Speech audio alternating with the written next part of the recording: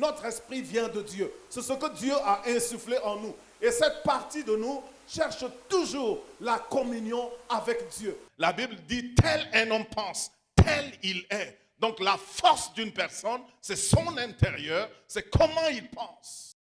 Quand vous êtes déjà à un niveau spirituel, quand vous êtes à un niveau intellectuel, quand vous êtes à un niveau social, vous ne faites pas attention.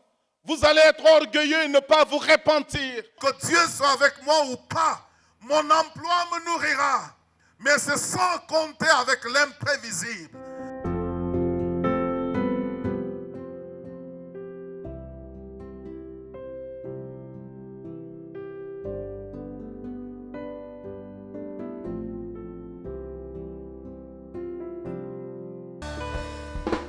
Quand l'ennemi vient me séduire, La porte est scellée. quand tu viens troubler mon âme, La porte est scellée.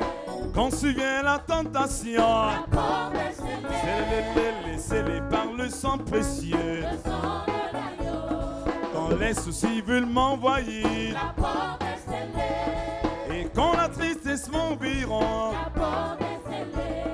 quand je me sens en proie au doute, La porte est scellée. scellé par le sang précieux. Le sang de Je suis Je suis couvert par le sang, je suis couvert. par le sang de l'agneau, Je suis couvert. couvert par le sang. Je suis couvert par le sang de l'agneau. Oh yeah. Quand l'ennemi vient me séduire, La porte est scellée. quand tu viens troubler mon La âme, porte est scellée. quand survient la tentation, La porte est scellée. scellé par le sang précieux. Le sang de l'agneau. Quand les soucis veulent m'envoyer, La porte est scellée. et quand la tristesse m'environne, La porte est scellée. quand je me sens en proie au doute, La porte est scellée. scellé par le sang précieux. Je suis Je suis couvert. couvert par le sang, je Je suis suis couvert. par le sang de l'agneau, Je suis couvert. couvert par le sang, Je suis couvert par le sang de l'agneau. Jean chapitre 21, versets 1 à 13. La Bible dit, après cela, 21, 1 à 13.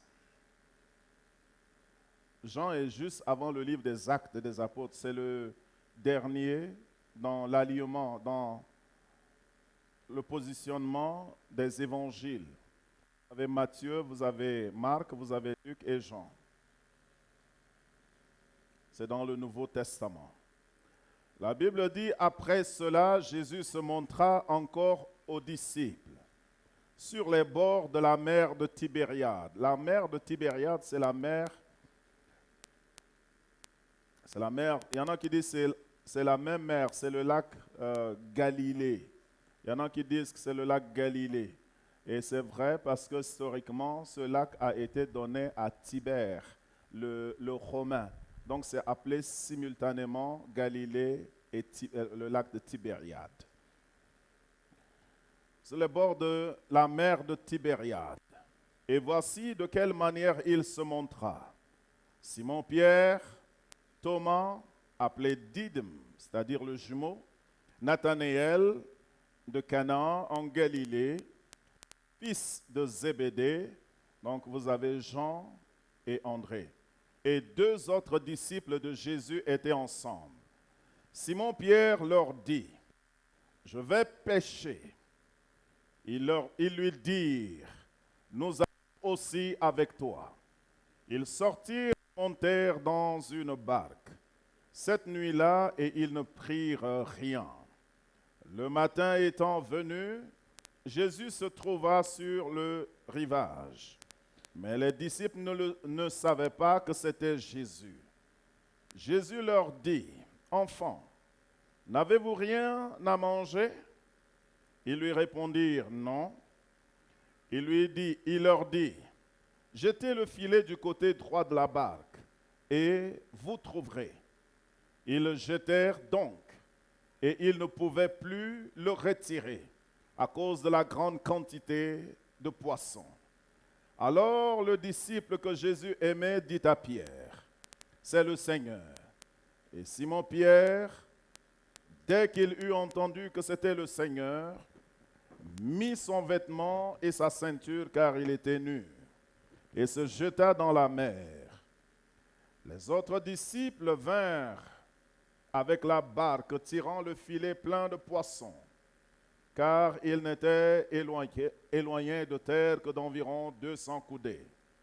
Lorsqu'ils furent descendus à terre, ils virent là des charbons allumés, du poisson dessus et du pain.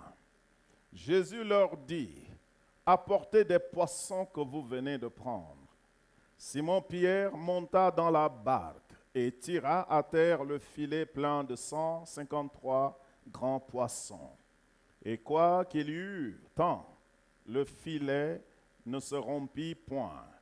Jésus leur dit, « Venez manger. » Et aucun des disciples n'osait lui demander, « Qui es-tu » sachant que c'était le Seigneur.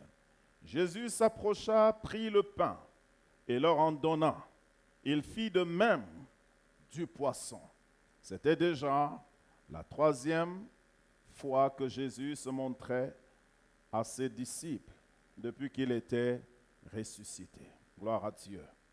Que Dieu bénisse sa parole. Que Dieu bénisse sa parole. À partir de ce texte, je voudrais parler le thème que je viens de donner à ce petit texte pendant que les frères parlent la prière ici, c'est ce pain et ce petit poisson. Ce petit pain et ce petit poisson qui indique la providence de Dieu.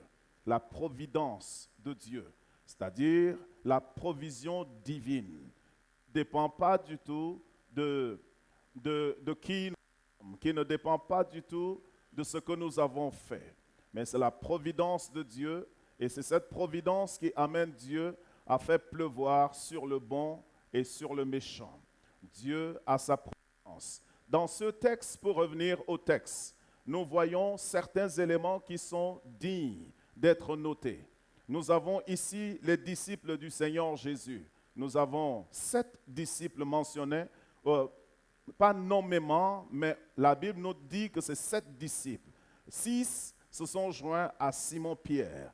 Nous avons le nom de Nathanaël, nous avons le nom des autres sans compter Jean et André. Dans ce texte, nous voyons que Jésus était déjà mort.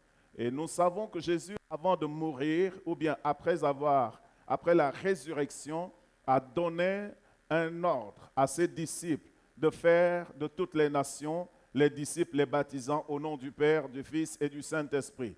Il leur dit jusqu'aux extrémités de la terre.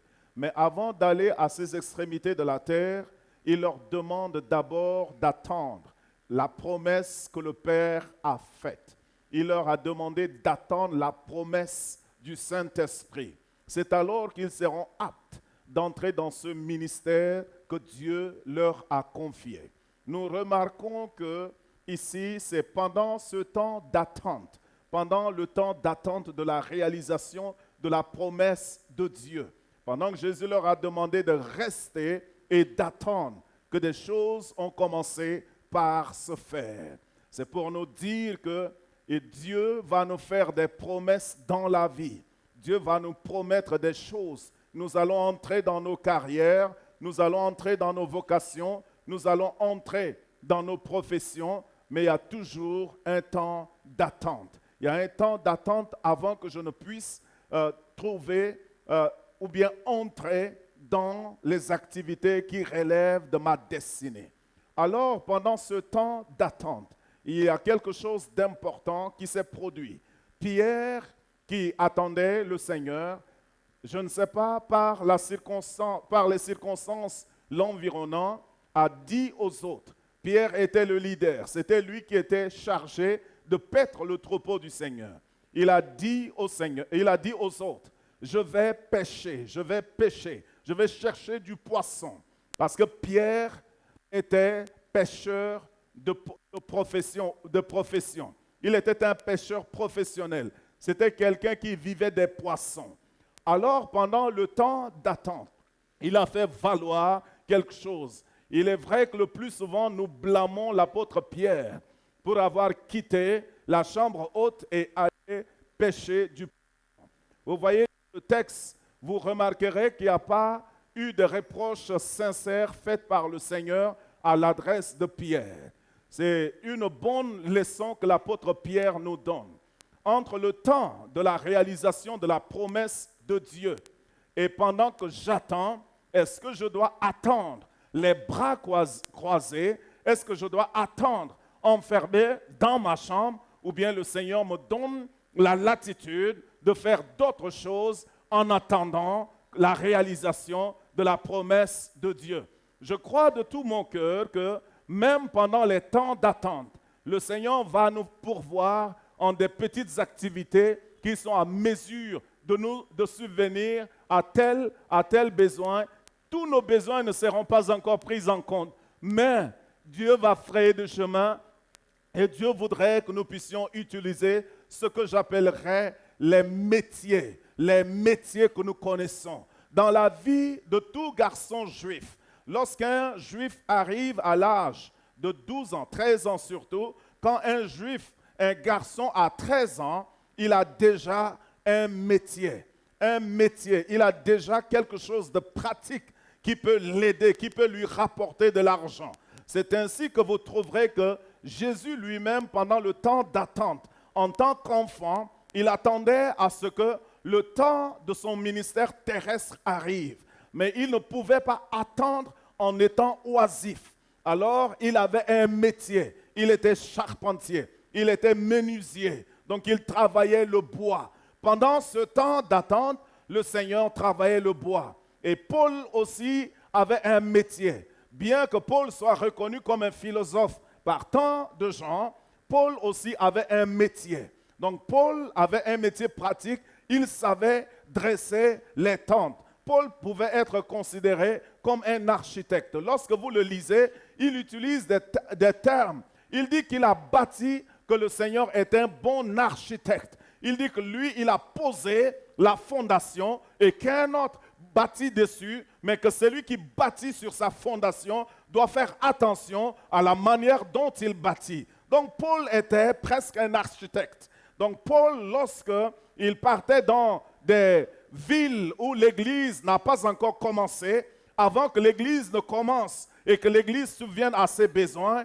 Paul lui-même faisait appel à son métier de dresseur de tentes pour pouvoir survivre entre-temps. Il est important en tant que chrétiens que nous ayons eu un métier entre les mains, que ce soit le commerce, que ce soit, je ne sais pas, n'importe quel travail ce qui peut vous faire transpirer et vous rapporter ne serait-ce que 10 francs, ne serait-ce que 20 francs. Donc Pierre, on ne peut pas le blâmer. Pierre ne pouvait pas attendre. La promesse n'est pas encore venue. L'Église n'est pas encore à 5000 personnes. Et Pierre avait, en tant que leader, il avait le groupe des disciples à nourrir. La solution pour lui, c'était de faire appel à son métier. Dis-toi, est-ce que tu as un métier dans ta vie? Beaucoup de gens ont des diplômes, mais ne savent rien faire du tout. Beaucoup de femmes ont des foyers, mais ne savent pas préparer. Avoir le diplôme n'est pas important, mais savoir faire quelque chose est très important.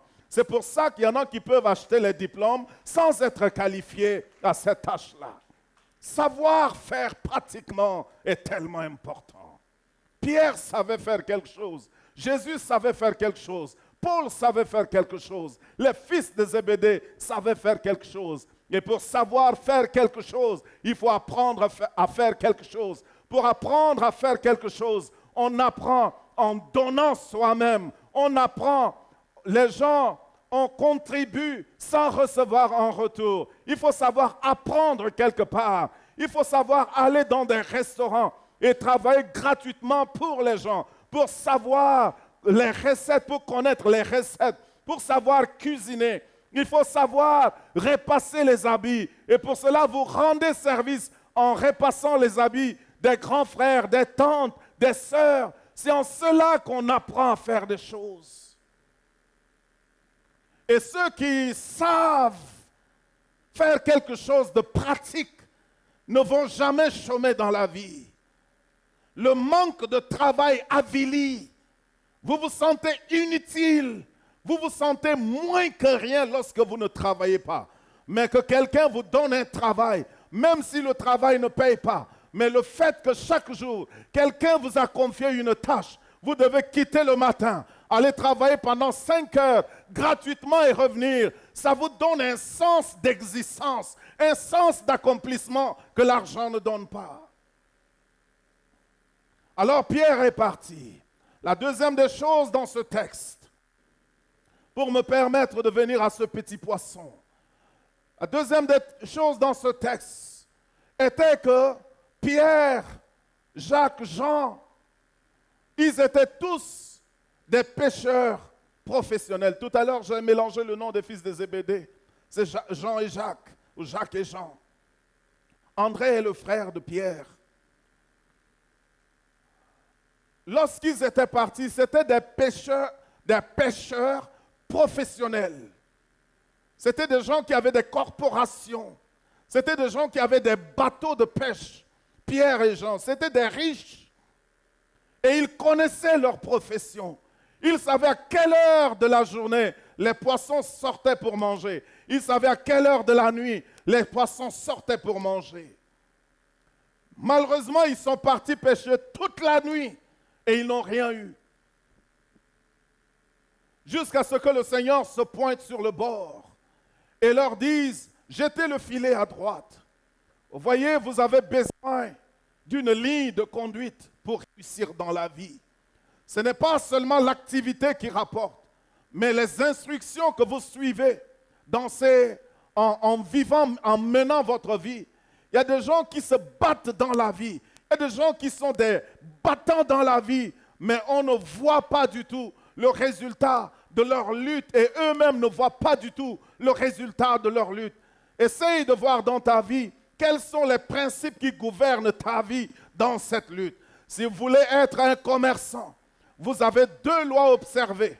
Vous devez connaître comment on gère une entreprise, comment un commerçant se comporte, comment un commerçant mange, comment un commerçant se nourrit au départ. Et de 2, vous devez connaître la loi de l'honnêteté de Dieu, la loi de la vérité. Vous ne devez pas aller exagérer dans le bénéfice que vous faites. Ça, c'est la loi de Dieu. Mais à côté de la loi de Dieu, vous allez dire, vous êtes honnête, vous payez la dîme et tout cela. Mais il y a plus que cela à faire. Il faut vous renseigner sur le commerce, le genre de commerce que vous faites. Comment vous faites? Comment les gens mangent au départ? Je discutais avec un spécialiste de développement dans le tiers-monde et il disait que si nous prenons le cas du Tchad, vous prenez par exemple quelqu'un du Nord. Il dit prenez seulement un nordiste du Nord et un nordiste qui vit au Sud. Si vous prenez les 2 personnes, ils viennent de la même région. Mais si vous les prenez, celui qui vient du Nord, il ouvre sa boutique. Il va dormir dans sa boutique. Il va manger un peu. Mais celui qui vient du Sud, il va ouvrir sa boutique, il va louer une maison et il va se nourrir d'une certaine manière. À la fin, vous verrez une différence entre les 2. Vous verrez que celui qui dort dans sa boutique économise déjà l'argent qu'il faut pour louer la maison. Il ne loue pas la maison, mais la maison qu'il loue pour sa boutique, c'est et sa maison et sa boutique. Ça lui permet d'épargner pendant un certain nombre d'années. Mais celui qui vient de commencer et qui loue une grande maison pour soi-même et une maison pour sa boutique, fait 2 ou 3 fois plus de dépenses que les entrées ne peuvent pas supporter. Donc Pierre et Jean étaient en train de lutter, mais leur lutte était sans connaissance. La Bible dit qu'il y a des gens qui ont du zèle sans connaissance. Il faut de la connaissance, il faut de l'information. quant à ce que je fais dans la vie, si vous avez de l'information, de la connaissance, si vous étudiez les lois de l'épargne, la loi du bénéfice, du profit, si vous étudiez le capitalisme, comment ça fonctionne, ça pourra vous aider. Et si vous connaissez comment fonctionne la société tchadienne, cela vous aidera aussi. Parce que la société tchadienne, quand vous avez une boutique et qu'on vous demande quelque chose, vous n'avez pas le droit de dire qu'il n'y en a pas. Et si vous voulez opérer selon le principe de cette société, vous serez en train de donner. Vous allez blâmer Dieu à la fin, alors que Dieu n'a rien à voir dans ça. Il faut étudier tous ces paramètres. Donc ce n'est pas ma lutte et mon combat qui importent, mais les principes que j'utilise pour lutter, pour me battre et pour avancer. Paul dit, je ne bats pas comme battant l'air, je ne cours pas comme à l'aventure, mais je cours afin de remporter le prix qui est au-devant de moi. Nous devons chercher à savoir utiliser les principes de lutte et de combat. Chaque combat, chaque terrain a sa stratégie, chaque terrain a sa manière de faire. Alors c'était curieux pour eux que quelqu'un se tienne là et se moque totalement d'eux. Quelqu'un qui est sur le rivage. Ne soyez pas surpris si le Seigneur utilise quelqu'un qui ne connaît rien de votre domaine pour vous donner des conseils. En fait, la plupart de nous, les pasteurs, nous ne connaissons même pas ce que vous traversez en tant que professionnel, en tant qu'homme d'affaires. Mais ne minimisez pas si le Seigneur utilise notre bouche pour vous dire quelque chose que nous-mêmes, nous n'avons pas vécu.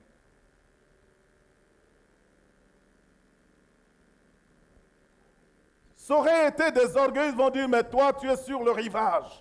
Tu ne connais même pas, tu sais à qui tu parles exactement. Il y a des gens comme cela. Mais moi, j'ai fait cette chose toute ma vie. J'ai été dans ça toute ma vie. Tu te tiens sur le rivage et tu te permets de me donner des leçons. Mais ils n'ont pas fait cela. Ils ont obéi au principe. Et quand ils ont tiré 153 gros poissons. Tout de suite, quelqu'un a réalisé dans sa tête. Jean a dit, Pierre, c'est le Seigneur. Waouh! Pierre, c'est le Seigneur. Le principe, l'ordre que le Seigneur vous donne peut sembler ridicule. Mais s'il est votre Seigneur, obéissez. Jean dit Pierre, c'est le Seigneur. La Bible dit Pierre s'est recouvert d'habits, il a plongé dans l'eau. Et ils sont sortis de l'eau. Voilà la partie qui... Quand ils sont sortis de l'eau, le Seigneur n'avait pas péché. Le Seigneur était au bord de l'eau. Mais la Bible dit qu'il y avait du feu avec de la braise allumée et du poisson dessus. Waouh!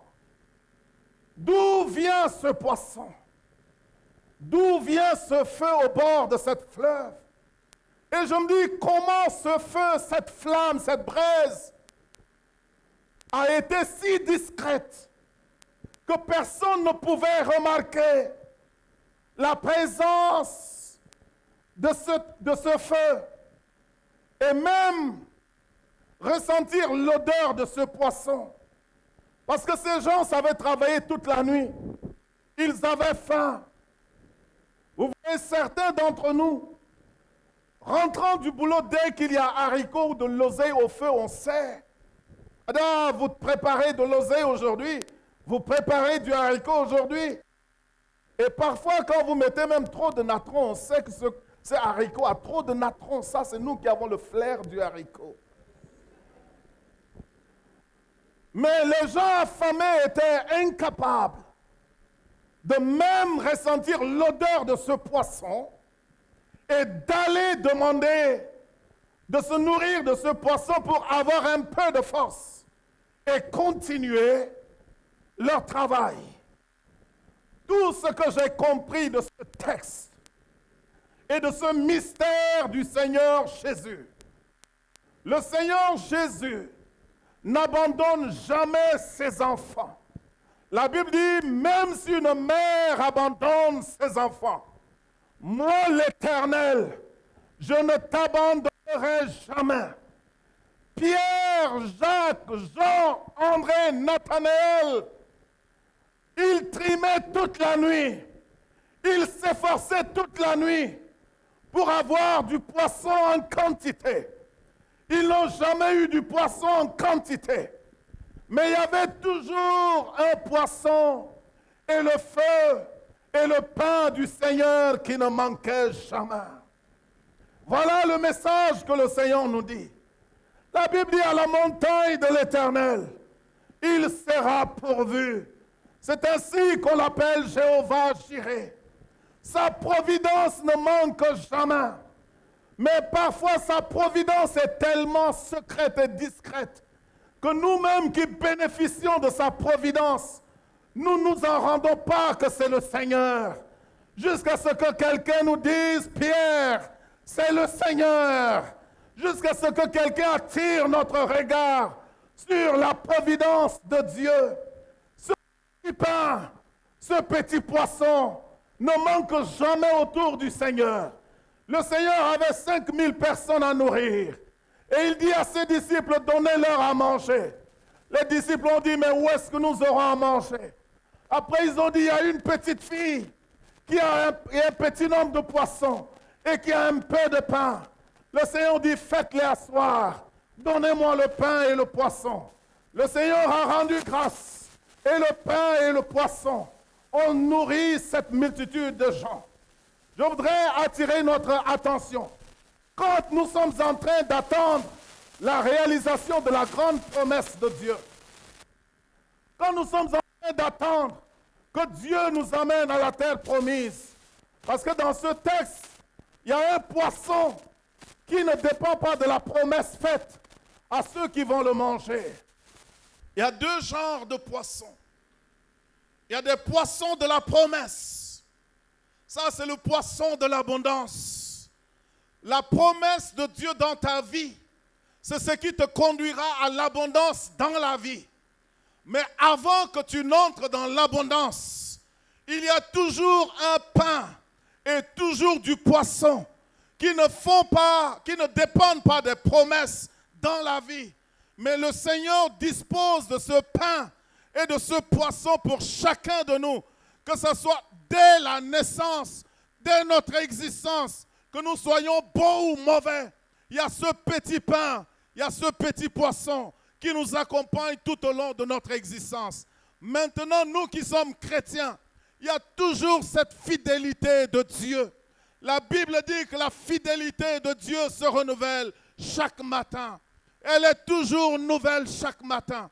Alors le pain, je te demande de ne pas négliger ce petit pain et ce petit poisson que le Seigneur te donne dans la vie.